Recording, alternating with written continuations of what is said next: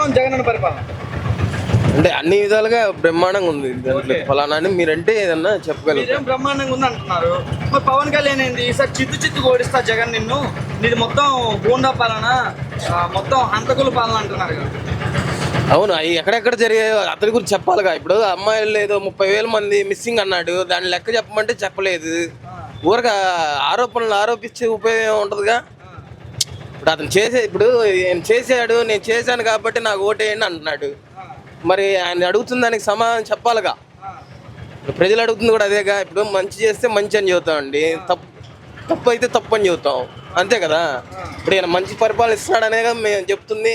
కాదన్నా అంటే దానికి ఏం కాదో చెప్పాలిగా, అది నేను అడిగేది. ఓకే, మరి ఈసారి వైసీపీ పార్టీని, వైసీపీ గూండాలని, వైసీపీలో తిరిగే కార్యకర్తల్ని పాతాళంలో తొక్కే టైం వచ్చింది. 2024 ఎలక్షన్స్కి పాతాళంలో తొక్కేస్తా అని చెప్పేసి పవన్ కళ్యాణ్ అంటుంది. దానికి మీరేమంటారు?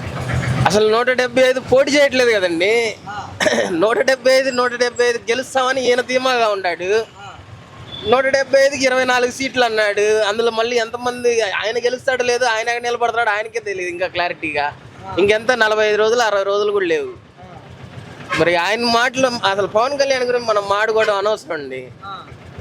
పవన్ కళ్యాణ్ ఏంటన్నా అలా అంటున్నాడు? ఇప్పుడు నువ్వు గెలిచావు జగన్, 10 కేజీలు బియ్యం ఏమో 1000 రూపాయలు ఇస్తాను, మరి నేను గెలిస్తే 25 సంవత్సరాల భవిష్యత్తు ఇస్తా ఆంధ్రప్రదేశ్ ప్రజలకు అంటున్నారు.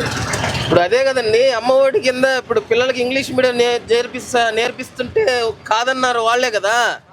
మరి పిల్లలు చదువుకుంటేనే కదండి మంచి రేపు మీగలాగా ఏదన్నా మంచి స్థాయిలో నిలబడగలిగేది. ఇంగ్లీష్ చదువుకోవడం తప్ప? మరి తప్పు అన్నారు కదా మరి వాళ్ళు. మరి అదే దాన్ని మనం దాన్ని మనిషిగా మనం సాటి మనిషికి సాయం చేస్తేనే మనం మర్చిపోము. మరి అలా పిల్లలు 5వ తరగతి 4వ తరగతి 3వ తరగతోడే కదా రేపు పొద్దున భవిష్యత్తు. మరి వాళ్ళకి మంచి జరుగుతుంది కదా. అసలు 175 నాకు తెలిసి ఒక 160 పైనే వస్తాయండి ఈసారి.